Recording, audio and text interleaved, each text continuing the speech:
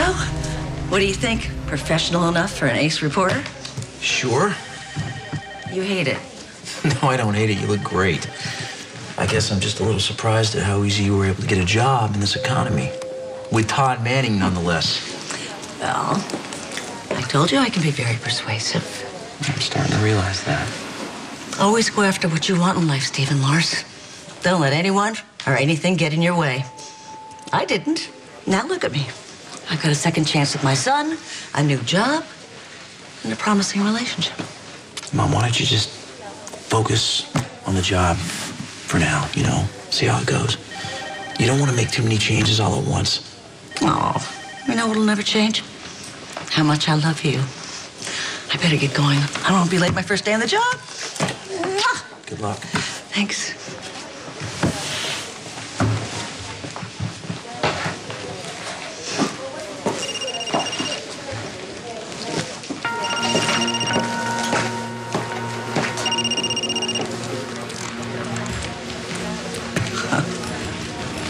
Sorry, Slim. Luke is indisposed. Excuse me, Mr. Manning. I'm Cheryl Burns from the Port Charles Press. There's no Port Charles Press. Right. Not anymore. You bought the paper. That's why I'm here. I used to be assistant to Mr. Floyd, the old editor-in-chief. The old idiot. Mr. Manning, since you are now the owner of the paper, HR sent me to assist you. Oh, that's great. I'm so glad you're here. Why didn't you just say that? I need a cup of coffee. You need to get all of this fashion crap off the walls, and I need the IT guy to come and change the password on this computer, and I'm gonna need a list of all of the paper's staff, because there's gonna be some changes. All of this fashion crap off of my walls. I need IT here now so that I can access my own computer, and I need the list of Maintenance will be here tonight to take down the pictures. The list of all of the people that work here. A complete staff list for the Port Charles Press. Well, that took forever. All right. How long have you worked here? 4 years. So you know all of these people? Yes. Okay, well, that will help because I need to know who to bring over and who not to bring over. Bring over? Yeah, I'm going to relocate the offices so that it's in this building so I can keep an eye on everything, but I don't want to pay to move over people who suck at what they do. So let's talk personnel. Wait, shouldn't you have HR here for that? Yeah, well, you're my assistant, so you can assist. Now that I'm the king, whose head shall we chop off? Tell me about Diane Miller. Miss Miller, she's excellent. What does she write? The gossip column. The most important job in the paper. Then that's the job I want. You don't waste any time, do you? I was hoping you'd be impressed by my sense of commitment. So, is this where I'll be working? No, this is where I will be working. You will be working elsewhere. But surely you'll want me nearby. I mean, after all, as gossip columnist, I do have the most important job at the paper. You're not seriously thinking of replacing Diane with this woman? That's rude. Who are you? Cheryl Burns, Mr. Manning's assistant. You really should get an assistant. Who's less rude? Who has better manners? Oh, she's awesome. She's totally rude when it's totally appropriate. What were we saying about Miss Miller? Her column, Port Charles Confidential, is our most popular feature. She's also a best-selling author. And before that, she was a very successful attorney. So she's a showboat who likes to make her column all about herself. That would be the point. It's her column. Yeah, well, a good gossip columnist keeps a low profile. All the better to dig up the dirt on the hypocrites in this town. I don't think you understand how hard it is to get a gossip column out every week. You need to cultivate relationships. You need to gain trust. You need to have people trust you so that they will share their secrets with you. And then you get to parcel out the information so as to keep the reader wanting more. It's not just a skill. It's an art form. I happen to be related to a famous artist, and I bet I can paint a picture with words just like he could with an aerosol can. I think you'd be more comfortable writing the police blotter. You might get to have a little ride-along. Ooh, fascinating. I think I'll stick to the society section. I think Mr. Manning is trying to tell you that job is taken. I think you're mistaken. Am I right? Be a peach, will you, and get Miss Miller on the phone.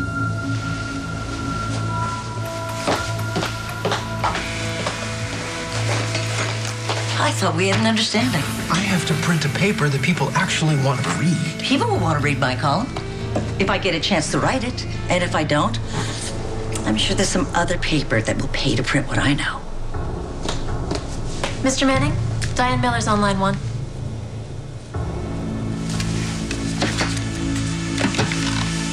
Diane Miller, Todd Manning, how are you? I'm the owner-publisher of The Sun. Oh, that's terrific. I'm so glad to hear it. Listen, I just called to say that you're fired. I understand you're upset, but my decision is final.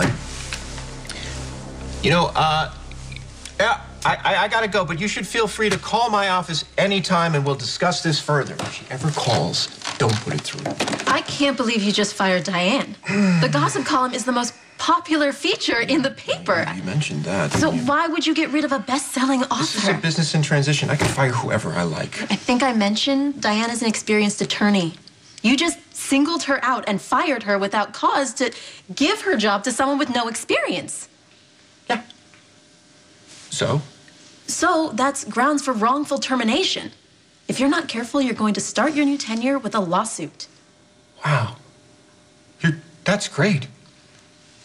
You're really good. You really know your stuff. Thank you. You're welcome. You're fired. What? Yeah, well, that way Miss Miller can't claim that she was singled out. You're fired. Door. You're insane. I've been told. Good decision. Especially considering I could blow you out of the water with what we both know about Sam's baby. Taya is bonding with a baby that's not hers. I know what I've done is unforgivable. But I will do whatever little thing I can to try and make things up to Sam. Don't get too distracted.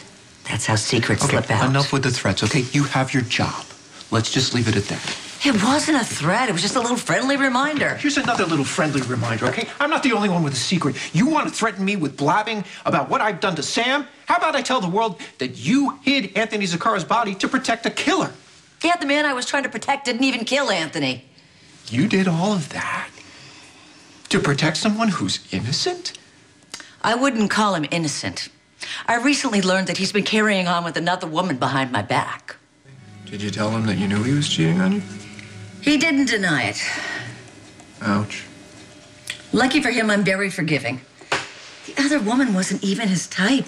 I'm sure he'll come around once he's had some time to think about it alone. Maybe he already has. I should bring him some lunch. I'm sure he'd love to hear about my new position. Oh, wait. You just got here. What's the point? You begged for a job.